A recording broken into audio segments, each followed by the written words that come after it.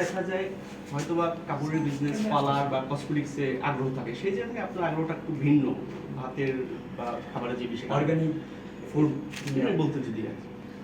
আচ্ছা, নায়িকাদের business mostly যেটা থাকে তাদের কাজের সাথে রিলেটেড, পার্লার বিজনেস বলেন, কাপড়ের বিজনেস বলেন, এটা তাদের কাজের সাথে রিলেটেড।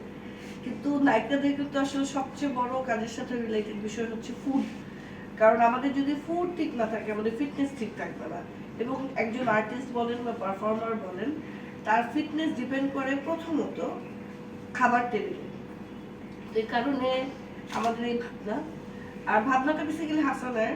হাসান তো ব্রিটিশ বাংলাদেশি, তো ও ফিল করেছে যে অর্গানিক ফুড প্রয়োজন মানুষের স্বাস্থ্যের জন্য। আমরা যেরকম অনেকেই গ্রামে থাকি, আমাদের অনেকেরই বাবা বা এর আগের জেনারেশন কৃষি নির্ভর। তো বাংলাদেশের কিন্তু কালচার ছিল আমরা নিজেদের খাদ্য গ্রো করি। তো নিজেরা যখন নিজেদের খাদ্য গ্রো করি, এটা তো অর্গানিকই ছিল। বাংলাদেশ অনেক পরে এসে আমরা এই ফার্মিং বা আমরা মানে নন অর্গানিক ফুডের মধ্যে ঢুকেছি, যেটা আসলে আমরা ফেস করছি আমাদের জেনারেশনে এসে। তার আগের জেনারেশন কিন্তু অর্গানিক ফুডই খেত। কিন্তু হাসান যেহেতু ব্রিটিশ, সো ও ছোটবেলা থেকে ফেস করছে অর্গানিক ফুডের অভাব।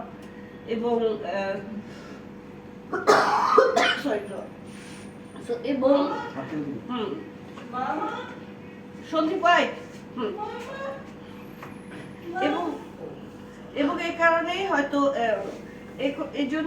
এই কারণে হয়তো ও বেশি ফিল করেছে অর্গানিক ফুডের প্রয়োজন। তো ইনিশিয়ালি হাসান একটা ফার্ম ওপেন করে, সেটা হচ্ছে 100 ফিট। এবং পরবর্তীতে সেই ফার্মের যে আমাদের গরু এবং আমাদের যে অর্গানিক ফুডের বিজনেস, অর্গানিক ফুড, সেখান থেকে আমরা চাল, ডাল, ঘি, তারপরে চিরা, নানান ধরনের অর্গানিক ফুড, মধু আমরা সেল করি। তো এগুলো ওয়াই নট আমরা মানুষকে রান্না করে সেল করি। এখান থেকে এই অর্গানিক ফুডের কনসেপ্ট। তুই কি বলিস? What she said. আমি I agree with everything. মানে আমি যেটা ব্যক্তিগতভাবে ফেস করলাম, বাংলাদেশে তো এসেছি 3 বছর ফুল টাইম, 3 বছর হয়েছে। তার আগে তো আমি বিদেশে ছিলাম, বিদেশে আমার জন্ম হয়েছে ম্যাক্সিমাম এটসেট্রা। সো বাংলাদেশের ফুড কোয়ালিটির কারণে আমি আসলে অনেক সাফার করি, প্রথমে অনেক সাফার করেছি, এটা বোঝানো টাফ। সো ওই ইন্টেনশন থেকে ইনিশিয়ালি আমাদের এই জগতে ঢোকা।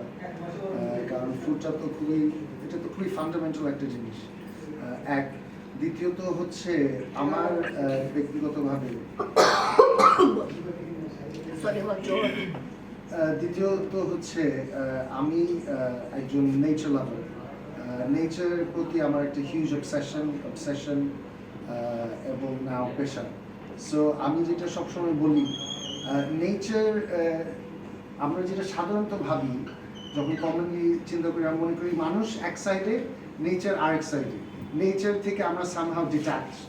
কিন্তু আসলে আমরা নেচার থেকে ডিট্যাচ সাইকোলজিক্যালি হতে পারি, বাট আমরা আসলে ইন্টিমেটলি ইন্টিগ্রেটেড। We are